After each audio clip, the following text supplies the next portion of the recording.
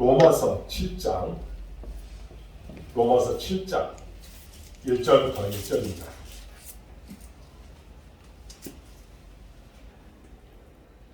로마서 7장 1절부터 6절 말씀입니다. 한 절씩 교독하겠습니다. 형제들아, 내가 법 아는 자들에게 말하노니 너희는 그 법이 사람이 살 동안만 그를 주관하는 줄 알지 못하느냐. 남편에 의한 여인이 그 남편 승진하는 법으로 그에게 매일하리라. 만일 그 남편이 죽으면 남편의 법에서 벗어나느니라.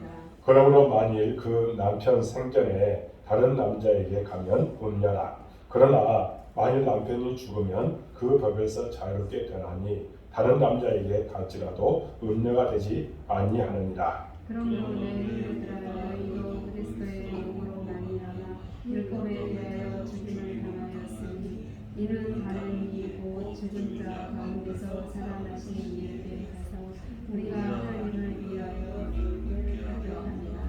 우리가 육신에 있을 때에는 율법으로 말미암는 죄의 정욕이 우리 지체 중에 역사하여 우리로 사망을 위하여 열매를 맺게 하였더니 이제는 우리가 얽매였던 것에 대하여 죽었으므로 율법에서 벗어났으니 이러므로 우리가 영의 새로운 것으로 섬길 것이요 율법 전문의 묵은 것으로 말미암으리라. 아멘. 우리나라에 복음이 들어온 지 130년 정도, 137년이 되었습니다. 짧다면 짧은 이 137년 동안에 그동안 기독교에 대해서 세간의 태도가 많이 변했습니다. 처음에는 어떻겠냐? 기독교가 들어왔을 때 기독교에 대해서 존경하는 모습이 있었습니다. 그러다가 이제 어떻게 됐냐? 비웃기 시작했습니다. 그러더니 사람들이 무시합니다. 그러면 지금은 어떻게 해요? 기독교에 대해서 반감을 갖고 있습니다. 참 안타깝습니다. 개신교교에서 운영하는 목회 데이터 연구소는 이제 리서치 업체 엠브레인 트렌드 모니터에서 이제 한국인의 종교에 대한 인식 조사 결과를 발표한 적이 있습니다. 한국인 전체에 대해서 종교에 대해서 어떤 태도를 갖고 있느냐 물었는데 불교를 바라보는 국민들의 이미지가 어떤 것이냐? 온화하다. 이게 40%, 그리고 절제하는 32%, 그리고 따뜻한 27.2%입니다. 이렇게 긍정적인 이미지를 가지고 있다는 거예요. 그리고 천주교도 역시 어떤 마음을 갖고 있느냐? 온화하다. 이게 34%고 따뜻하다. 이게 29%답니다. 그리고 윤리적이다. 이게 23%돼요. 이런 긍정적인 답이 주를 이루었습니다. 그러나 개신교에 대한 국민의 인식이 싸늘하게 변하기 시작했습니다. 그래서 개신교에 대해서 거리를 두고 싶다. 이게 32%. 이중적이다. 30%. 그리고 심지어는 사기꾼 같다. 이게 29%입니다. 왜 기독교가 국민에게 이런 인식을 심어줬을까요? 우리가 잘 알고 있습니다. 제가 말씀 안 드려도 여러분들이 다 알고 계실 겁니다. 지금 신천지 사태부터 신천지가 분명히 사입인데도 불구하고 사람들은 어떻게 해요? 이게 개신교라고 생각합니다. 그리고 정광훈 목사 그 이후로부터 교회에서 방역을 지키지 않아가지고 거기에서 확진자가 많이 발생했습니다. 그러니 세상 사람들에게는 기독교가 코로나19 원상지가 되고 있다. 그리고 사회학처럼 느껴지기 시작했다는 겁니다. 그렇다면 기독교에 대해 이렇게 지독한 반감을 가진 이때 우리는 어떻게 하면 좋을까요? 우리가 어떻게 해야 됩니까? 그렇다고 이대로 놔둘 겁니까? 아니라는 겁니다. 방법은 그리스도인 한 사람 한 사람이 그리스도인의 정체성을 다시 회복해야 된다. 그리스도인의 정체성을 다시 한번 회복하고 지독한 이 반감을 우리가 변화시킬 수 있어야 된다. 그런 의미에서 우리가 지금 로마서를 보고 있습니다. 이 로마서는요, 우리에게 아주 귀한 것을 우리에게 제공하고 있습니다. 로마서를 기록한 바울도 처음에는 어떤 사람이었습니다. 기독교에 대해서 반감을 갖고 있던 사람이었습니다. 바울은 예수님을 만나기 전 유대 교인으로서 기독교를 핍박하는 사람이었습니다. 그리고 기독교를 핍박하는 정도가 아니라 이제 죽이기 위해서 이제 어떻게 합니까? 혈안이 되어 있었다는 겁니다. 그러다가 다메섹에 기독교인이 있다는 소식을 듣고 거기에 기독교를 잡으러 가다가 어떻게 됐어요? 다메섹 도상에서 예수님을 만나게 됐습니다. 그리고 그가 변화되게 된 것입니다. 그는요, 처음에는 이처럼 기독교에 대해서 온화한 태도가 아니라 반감을 갖고 있던 사람이었습니다. 그런 바울이 다메섹 도상에서 부활하신 예수님을 만나고 나서 이제 예수 그리스도는 메시아라고 하는 그런 고백을 하면서 기독교에 대해서 이제 어떻게 됐습니까? 이제 전하는 사람이 되게 됐다는 겁니다. 여러분, 3차 전도 여행 무렵에 고린도에 머물면서 로마서를 쓸 때에도 로마나 이 헬라 세계에서는 기독교에 대해서 지독한 반감을 가지고 있었습니다. 로마에서도 어떤 상황이었습니까? 기독교를 핍박했습니다. 얼마나 핍박했느냐? 기독교인에 대해서 이제 특별히 네로라는 사람은 어떤 상황이었어요? 이제 로마 시내를 불을 질러놓고 거기에 누가 그것을 했다고 이제 하면서 기독교인을 핍박했냐면 기독교인들이 거기에 불을 질렀다고 하면서 자기 시상을 위해서 그렇게 불을 질러 놓고는 어떻게 해요? 기독교인에게 모든 것들을 다 뒤집어 씌워가지고 기독교를 그런 마음만큼 핍박했습니다.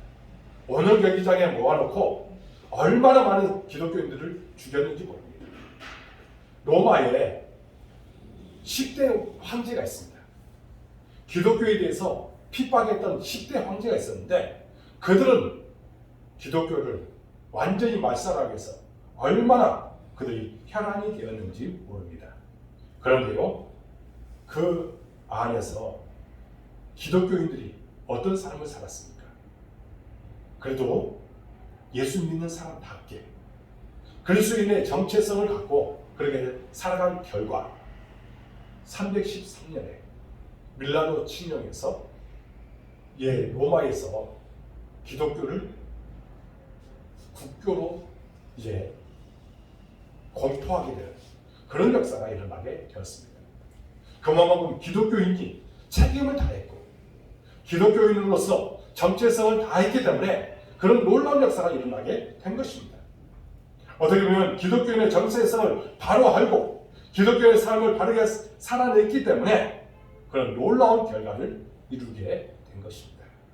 그렇게 지금 신앙인으로서 힘든 그런 시절이지만 우리 성도 개개인이 하나님의 부르심에 순종하고 그렇게 살아가다 보면 어느 순간 이렇게 반감을 갖고 있던 이것이 새롭게 기독교에 대해서 호의적이고 긍정적인 모습으로 나아가는 그런 역사가 반드시 일어날 줄로 믿습니다. 이것을 위해서 우리가 노력을 해야 됩니다. 그러려면 이 로마서를 바르게 알고 바르게 깨닫고 그 안에서 복되게 살아가는 우리의 모든 모습이 있어야 줄로 믿습니다. 이렇게 오늘 그리스도인으로서 바르게 살기 위해서 우리는 우리의 정체성을 정확하게 알고 살아갈 수 있어야 된다는 겁니다. 여러분, 그리스도인은 어떤 존재입니까? 이 질문은 그리스도인의 정체성에 대한 질문입니다. 그리스도인의 정체성하면 최소한 세 가지를 생각나야 합니다. 세 가지가 생각나야 합니다. 첫 번째가 뭐냐? 그리스도인은 죄로부터 자유자다. 그리고 두 번째로는 그리스도인은 율법으로부터 자유하다. 세 번째가 뭐냐? 그리스도인은 사망으로부터 자유하다. 이것을 우리가 잘 알고 살아가야 합니다. 예수님을 믿기 전에 나는 죄와 율법과 사망의 노예가 되어서 어떻게 보면 쩔쩔매고 살아가는 사람이었습니다. 그런데 이제 나를 위해 십자가에서 죽으시고 부활하신 예수님을 믿음으로 우리는 하나님의 자녀가 되었고 예수님의 신부가 되어서 죄, 율법, 사망에서 자유하게 되었고 주님이 주신 은혜 안에서 우리가 살게 되었다는 겁니다. 그래서 우리는 어떤 사람이 되었어요? 그리스도의 신부가 되었다.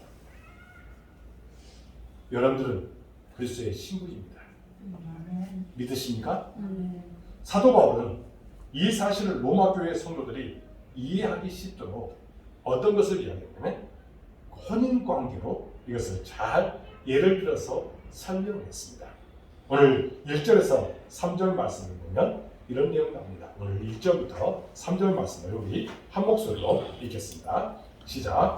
형제들아 내가 더 많은 자들에게 말하노니 너희는 그 법이 사람이 살 동안만 그를 주관하는 줄을 알지 못하느냐.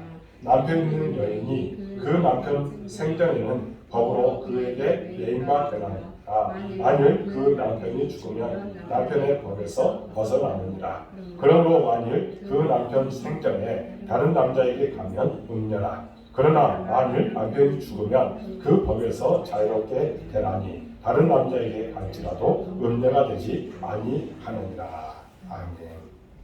여러분, 바울의 이 혼인관계 이해를 꼬투리 잡으면 여러 가지로 우리가 꼬투리 잡을 수 있지만 그러나 우리는 이것을 꼬투리 잡기 위해서 마음으로 이렇게 보지 마시고 이제 바울이 진정으로 말하고자 하는 그런 의미를 우리가 잘 해석해 내는 줄로 믿습니다. 요점이 뭡니까? 여기 요점. 남편의 사망이 아내를 어떻게 했냐? 혼인 생활에 얽매이지 않은 법에서 벗어나게 한다는 뜻입니다. 남편이 어떻게 해요? 남편이 죽으면 아내가 어떻게 해요? 이제 혼인 관계에서 자유롭게 됩니다. 반대로 아내가 사망하면 남편에게서 벗어나겠죠. 그렇죠. 자, 이 말씀을 이해하는 방식은 2021년 사후가 아닌 그때 당시 2000년 전 사고가 필요하다는 겁니다. 그러니까 옛날 1세기 이 시대 거의 한 40년 BC 40년경 이때의 그 시대로 한번 돌아가서 그때 당시 것을 가지고 이해를 해야 돼요. 그러면 2000년 전 이스라엘은 철저하게 어떤 중심이었냐? 남성 중심이었습니다. 이 남성 중심의 결혼 생활도 역시 마찬가지로 남성 중심이었습니다. 인구 조사를 할 때도 남자만 숫자에 기록될 정도였습니다. 그만큼 부계 사회였습니다. 부부도 남자가 주인이 되고 아내는 그 가정의 이름으로서 예속된 상태였습니다. 그런 시절에 남편을 잘못 만나면 평생 고생이 됩니다. 뭐 지금도 남편 잘못 만나면 평생 고생하시고 결혼한 여자 성도들은 한번 여러분들 모두가 한번 생각해 보십시오. 여러분의 남편이 폭력적이다. 사사건건 따진다. 엄격하다. 도박을 잘한다. 술에 빠졌다. 나 외에도 다른 여자를 좋아한다. 거기다가 의처증도 심하다. 이런 남편과 살면 행복하겠습니까?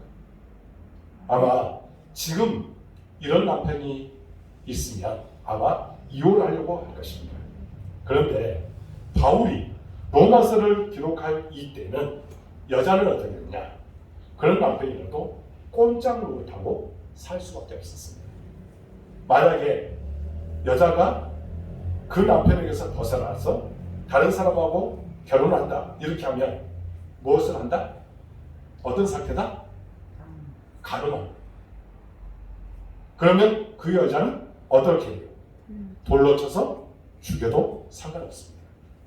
그러니 남편이 죽든 아내가 죽든 둘 중 하나가 되어야 끝이 나는 것입니다. 남편이 죽어야지. 예수님이 이혼에 대해서 말씀하실 때도 이렇게 말씀하셨습니다. 누구든지 음행한 이유 외에는 아내를 버리고 다른 데 장가드는 자는 가늠합니다. 그 당시 아내가 음행했다는 말은 아내가 죽었다는 말과 같습니다. 음행하는 여인은 돌로 쳐 죽이도록 율법에 기록이 되어 있었습니다. 그러니 쉽게 말해서 이혼하지 말라는 것입니다. 지금 바울은 그 당시 혼인관계를 예를 들어서 기독교인의 정체성을 이제 설명하고 있는 거예요. 기독교인의 정체성. 기독교인은 죄와 율법과 사망과 결혼을 했다는 거예요. 그래서 그만큼 그렇게 살던 존재였다는 겁니다. 자, 잘 기억하십시오. 기독교인은 죄와 율법과 사망과 결혼해서 살던 존재인데 예수님의 십자가의 죽으심과 부활하심으로 어떻게 되냐? 죄와 율법과 사망의 신부에서 우리는 죽게 됐다. 그래서 이제는 그리스도의 신부로서 살아가는 존재가 됐다는 겁니다. 얼마나 우리의 신분이 바뀌면 그리스도인의 신부로서 우리가 살게 되는 존재가 되는 거예요. 그래서 4절 말씀을 보십시오. 본문 중 핵심 구절이라고 할 수 있습니다. 오늘 4절 말씀을 한 목소리로 읽겠습니다. 시작. 그러므로 내 형제들아 너희도 그리스도의 몸으로 말미암아 율법에 대하여 죽임을 당하였으니 이는 다른 이 곧 죽은 자 가운데서 살아나신 이에게서 가서 우리가 하나님을 위하여 열매를 맺게 하려 함이라. 아멘. 여러분 그리스도인은 죄, 사망, 율법에 대해서 죽고 이제는 죽은 자 가운데서 살아나신 이에게 가서 그러면 죽은 자 가운데서 살아나신 이는 누구예요? 예수님께 가서 이렇게 이야기하는 겁니다. 다시 말하면 예수님과 새로 결혼한 그리스도의 신부가 되었다는 말씀입니다. 여러분들 모두가 다 누구의 신부라고? 그리스도의 신부가 되었다는 겁니다. 여러분 우리 기독교인은 예수님과 결혼한 사람들입니다. 동거하는 관계가 아니라 동거가 아니에요. 우리는 결혼 관계입니다. 우리가 예수님과 결혼식 할 때 신랑 예수님에게 이제 주례하는 성부 하나님께서 뭐라고 주례사를 할까요? 그 혼인서약 할 때 뭐라고 이야기합니까? 신랑 예수 그리스도는 신부 죄인 누구누구를 아내로 맞이하여 현세 동안 그리고 영원 무국토록 풍족할 때나 부족할 때나 기쁠 때나 슬플 때나 병들었을 때나 건강할 때나 신부를 사랑하는 신실한 남편이 되기로 약속하며 생각합니까? 이렇게 아마 예수님께 물었을 것입니다. 그때 예수님께서 어떻게 대답하겠습니까? 예, 생각합니다 하고 큰 소리로 생각할 것입니다. 이에 주례 이제 성부 하나님이 신부된 우리 그리스도인에게 죄인인 우리에게 이렇게 또 혼인서약을 받습니다.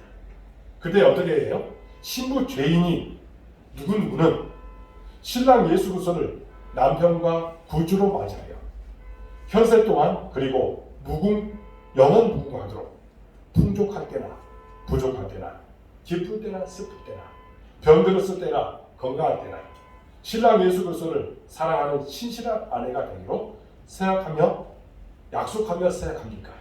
이렇게 하면 우리는 어떻게 돼요? 예, 생각합니다. 이렇게 큰 소리로 대답해야죠. 그러면 이제 예수님께서, 성부 하나님께서 무엇을 선언합니까? 무엇을 선언해요? 혼인사약을 받고 나서 이제 예수님께서, 아니 그 주례 가는 사람이 무엇을 선포하죠? 혼인이 성사되었다는 것을 선포합니다. 그러면서 이제 어떻게 선포할까요? 이제는 내가 예수 그리스도와 누구누구가, 죄인인 누구누구가 부부가 된 것을 선언하노라. 하나님께서 짝지어 주신 것을 사람이 나누지 못합니다. 이렇게 선언할 것입니다. 그래서 우리는 어떻게 해요? 예수 그리스도와 한 몸이 됩니다. 그리고 우리는 이제 그 안에서 예수 그리스도의 신부로서 살아가게 되는 것입니다. 저와 여러분, 예수 그리스도를 구주로 영접하고 세례를 받음으로 신랑 되신 예수님과 결혼한 줄로 믿으시기 바랍니다. 믿으시기 바랍니다. 여러분, 얼마나 우리는 귀한 특권입니까? 내가 그리스도의 신부가 됐다는 것, 얼마나 귀한 특권인지 모릅니다. 그래서 예수님과 결혼해서 그리스도의 신부가 되면 당연히 그리스도의 신부로서 지위에 걸맞는 모습으로 살아가야 합니다. 우리가 당연히 그리스도의 신부가 되었으면 그리스도의 신부답게 살아가야 되죠. 만약에 우리가 간음하면 안 되잖아요. 다른 것을 살아가면 안 되잖아요. 그러면 우리는 돌에 맞아 죽어야 합니다. 여러분들 모두가 그리스도의 신부로서 살아갈 수 있기를 주님으로 축복합니다. 그러면 그리스도의 신부의 특권은 과연 무엇일까요? 그리스도의 신부의 특권, 그것을 세 가지로 여러분들에게 말씀을 드리고자 합니다. 첫째로는 기도로 하나님께 나가야 된다는 겁니다. 한번 더 하겠습니다. 기도로 하나님께 나가야 합니다. 여러분, 기도의 자리로 나가야 된다는 겁니다. 로마서 5장에서 하나님 앞에서 의롭다함을 받은 자의 특권을 말할 때도 이 부분을 제가 살펴본 적이 있습니다. 의롭다함을 받은 자는 기도로서 하나님께 나갈 수 있어야 된다고 말씀드렸습니다. 로마서 5장 2절에 이런 말씀이 있습니다. 그런 말미암아 우리가 믿음으로 서 있는 이 은혜에 들어감을 얻었으며. 여러분, 예수 그리스도의 그 기도의 자리로 우리가 나아갈 수 있는 특권이 우리에게 주어졌다는 겁니다. 요한복음 14장 13절에서 14절을 보면 이렇게 말합니다. 너희가 내 이름으로 무엇을 구하든지 내가 행하리니 이는 아버지로 하여금 아들로 말미암아 영광을 받으시게 하려 합니다. 내가 내 이름으로 무엇이든지 내게 구하면 내가 행하리라 맞습니다. 그러므로 우리는 기도의 자리에 나아가서 하나님 앞에 매일 기도하며 나갈 때에 놀라운 기적이, 놀라운 응답의 역사가 우리 삶 가운데 나타날 줄로 믿습니다. 그리스도인으로서 당연히 어디로 나가야 돼요? 기도의 자리로 나와야 돼요. 그래야 우리가 은혜를 받고 삶이 변화되는 놀라운 역사가 일어날 줄로 믿습니다. 두 번째가 뭐냐? 그리스도의 신부의 특권이 바로 우리의 모든 필요를 채워주신다는 겁니다. 만약에 우리가 하나님의 예수 그리스도의 특권 아래 거하면 어떤 은혜를 주시냐? 우리의 모든 필요를 채워주시는 은혜를 우리가 경험할 수 있다는 겁니다. 지금 우리는 수요 중심의 시대를 살고 있습니다. 이 말은 대부분의 사람이 항상 필요한 것에 대하여 생각하고 필요한 그것을 얻을 생각을 하고 있다는 겁니다. 그런데 신부된 우리의 필요를 신랑 예수님이 아시면 어떻게 할까요? 그것을 우리에게 채워주신다는 겁니다. 그래서 빌립보서 4장 19절에 이렇게 말합니다.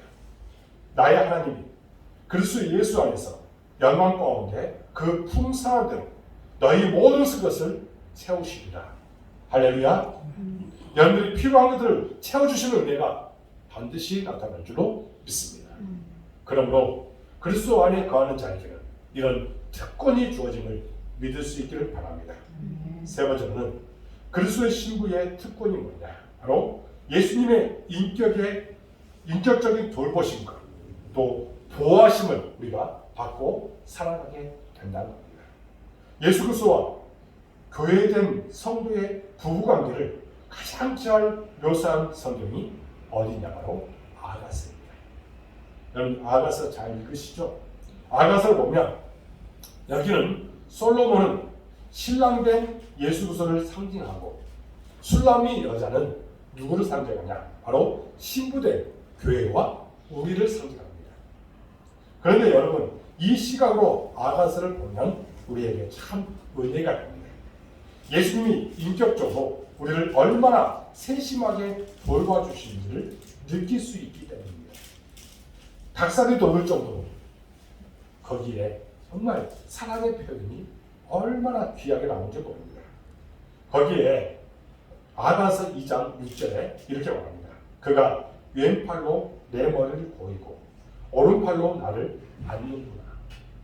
우리를 그렇게 안아주십니다.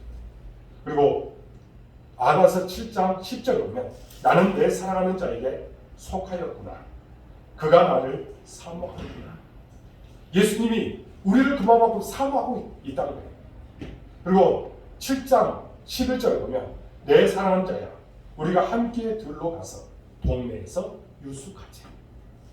이렇게 신랑 예수님이 신부를 돌보시는데 마태복음 28장 20절에 보면 이제 이렇게 말합니다. 볼지어다 내가 세상 끝날까지 너희와 항상 함께 있으리라. 이 말씀이 우리 가운데 반드시 임하는 역사가 일어날 줄로 믿습니다. 사랑하는 여러분, 신부 대신 정말 우리를 신랑 대신 예수님께서 그마음하고 함께 해주시고 우리를 돌보시고 우리가 걸어가는 그 걸음에 함께 하시는 은혜가 넘치게 될 줄로 믿습니다. 그 믿음으로 오늘 또 승리하는 우리의 모습이 있어야 될 줄로 믿습니다. 바울은 어떻게 그리스도와 우리가 사랑하며 살면 신부에게 열매가 맺힌다고 분명하게 말씀하고 있습니다. 여러분, 신혼부부가 서로 사랑하면 무엇이 있어요? 아기가 열매로 맺어진 것처럼. 여러분, 우리가 이제 신부로서 살아가면 우리에게는 무슨 열매가 맺어지게 되느냐? 4절 하반절에 보면 이런 말씀이 있습니다. 우리가 하나님을 위하여 열매를 맺게 하려 합니다. 여러분, 우리에게 무엇이 있어야 된다는 거예요? 열매가 맺어져야 된다고 말씀하고 있다는 겁니다. 죄와 결혼했을 때는 사망의 열매를 맺지만 우리가 그리스도와 결혼하면 하나님을 위한 아름다운 열매를 맺게 된다는 겁니다. 여러분 모두가 예수 그리스도의 신부로서 아름다운 열매 맺고 살아갈 수 있기를 주님의 이름으로 축복합니다. 그러면 그 열매가 과연 무엇입니까? 그것은 그리스도의 신부가 맺어야 할 열매가 무엇인지 첫 번째가 뭐냐? 사랑의 열매라는 겁니다. 고린도전서 13장 4절에서 7절에 보면 이렇게 말합니다. 사랑은 오래 참고 사랑은 온유하며 시기하지 아니하며 사랑은 자랑하지 아니하며 교만하지 아니하며 무례히 행치 아니하며 자기의 유익을 구하지 아니하며 성내지 아니하며 악한 것을 생각하지 아니하며 불의를 기뻐하지 아니하며 불의를 기뻐하지 아니하며 진리와 함께 기뻐하고 모든 것을 참으며 모든 것을 믿으며 모든 것을 바라며 모든 것을 견디는다. 이만큼 사랑의 열매를 맺게 된다는 겁니다. 여러분 모두가 이제 그리스도의 신부로서 이런 열매를 맺고 살아갈 수 있기를 주님의 이름으로 축복합니다. 그리고 두 번째가 뭐냐? 성령의 열매를 맺으라는 겁니다. 여러분 갈라디아서 5장 21절에서 23절에 뭐라고 얘기합니까? 오직 성령의 열매는 사랑과 희락과 화평과 오래 참음과 자비와 양선과 충성과 온유와 절제니 이와 같은 것을 우리가 금할 것이 없다. 금지할 법이 없다. 그러므로 우리는 성령의 열매를 맺고 살아갈 수 있어야 된다는 겁니다. 만약에 이런 열매가 맺히지 않는다면 내가 주님과 결혼식을 한 후에 주님과 같은 방을 쓰고 주님께 내 몸과 마음을 드리고 있는지 확인해 보셔야 될 줄로 믿습니다. 과연 나는 주님과 그렇게 살아가고 있는지, 주님과 방을 같이 쓰고 있는 그런 신부의 모습으로 나아가고 있는지 우리 자신들 한번 살펴보십시오. 그러면서 매일 주님께서 원하시는 모습으로 나아가기 위해서 최선을 다할 수 있기를 주님의 이름으로 축복합니다. 우리는 주님과 영원히 사는 사람들입니다. 왜요? 그리스도와 결혼할 사람이기 때문에. 우리가 따로 방을 쓰면 안 됩니다. 어떻게 해요? 같이 써야죠. 이것이 바로 그리스도와 영원히 함께하는 사람의 모습이라는 겁니다. 그 안에서 하는 걸 열매내고 주님께서 원하시는 모습으로 나아가기 위해서 최선을 다하는 우리가 될 줄로 믿습니다. 여러분 6절에 보면 이런 말씀이 있습니다. 이제는 우리가 얽매였던 것에 대하여 죽었으므로 율법에서 벗어났으니 이러므로 우리가 영의 새로운 것으로 섬길 것이요 율법의 조문에 묵은 것으로 아니할지니라. 이 신부의 삶을 잘 살 수 있도록 성령 하나님이 도우심을 주신다는 겁니다. 여러분 우리는 성령의 하나님이 우리를 도와주심을 믿으시고 주님께 영광 돌리는 삶을 사는 여러분의 모든 인생이 되어지기를 주님의 이름으로 축복합니다. 여러분 이제 말씀을 맺겠습니다.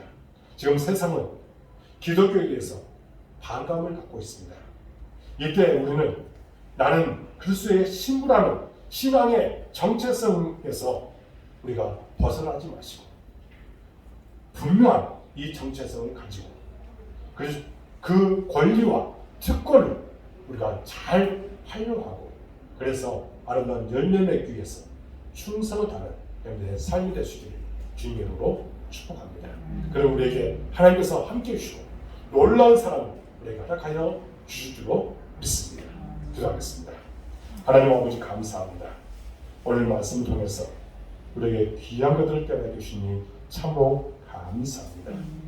우리의 모습들을 바라보며 세상 속에서 우리 기독교인들이 얼마나 어리석은 모습으로 살아가고 있는지 안타까울 뿐입니다.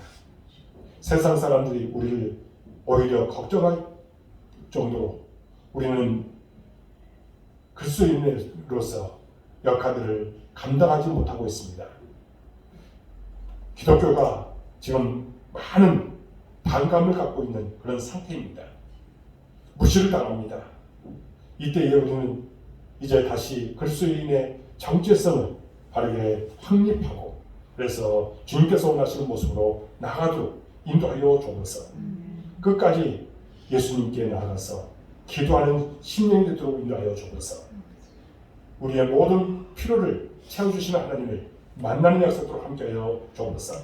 예수님의 인격적인 돌보심과 보호하심을 받고 그 안에서 행복하게 살아가도록 인도하여 주옵소서. 그래서 반드시 열매 맺어 주의 뜻을 이루도록 도우시고 함께하여 주옵소서. 하나님 우리 복병교를 사랑해 주시고 여기까지 와주시니 참으로 감사합니다. 우리 교회가 지금 해야 할 사명이 있습니다. 또 지향하는 것들이 있습니다. 이 모든 것들을 이루도록 하나님께서 채워주시고 인도하여 주옵소서. 물질도 허락해 주시고 또 여러 가지 하나님께서 동역자를 보내주시고 사람을 보내주셔서 주의 뜻을 나타내는 일에 요긴하게 쓰임받는 교회가들을 감당하도록 도와 주옵소서. 특별히 동역자를 붙여주셔서 주의 영광이 우리 교회를 통해서 나타나도록 인도하여 주옵소서. 하나님 우리 성도들 어느 곳에든지 함께해 줄 줄 믿습니다. 그들이 하고 있는 모든 일에 형통함을 하여 주옵소서. 복의 복을 하여 주옵소서. 행복의 장세에 살아도록 인도하여 주옵소서.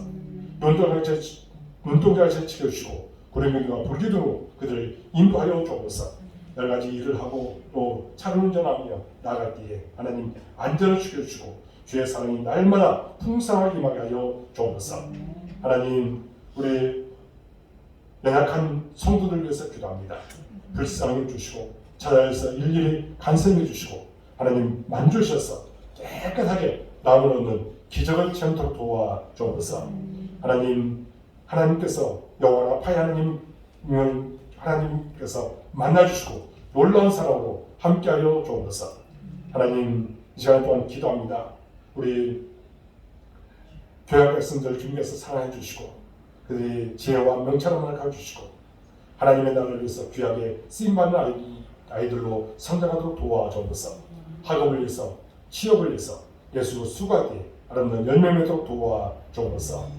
이곳에 참여한 우리 이영강 의사님, 우리 김영애 의사님, 윤순중 성도님, 우리 김혜실 사모님, 또한 우리 의찬이 주님께서 기억하여 주옵소서.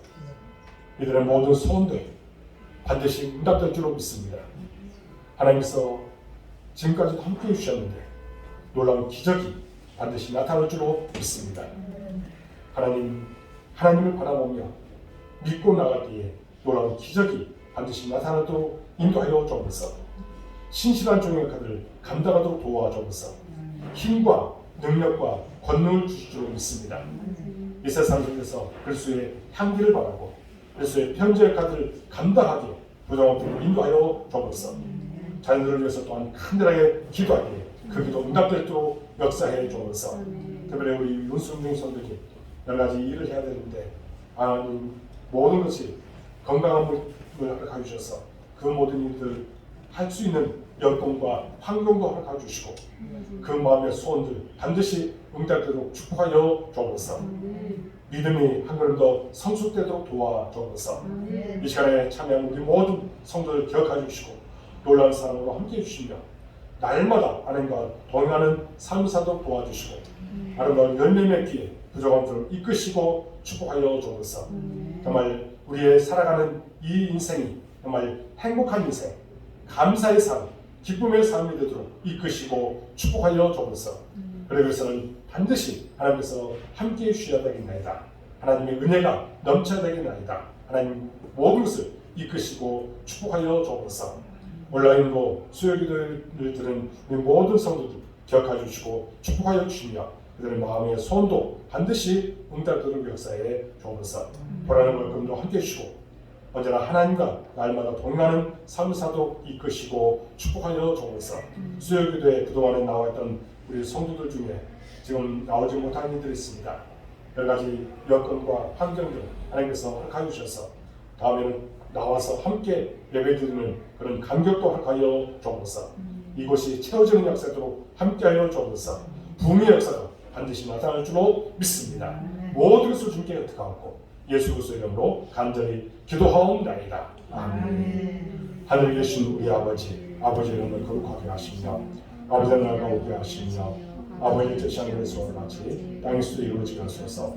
오늘을 영원하게 주시고 우리가 우리에게 정당한 사람을 용서해 준 것 같이 우리를 용서해 주시고 우리를 시험에 빠지지 않게 하시고 악에서 구하소서. 나라와 권능과 영광이 영원히 아버지의 것입니다. 아멘.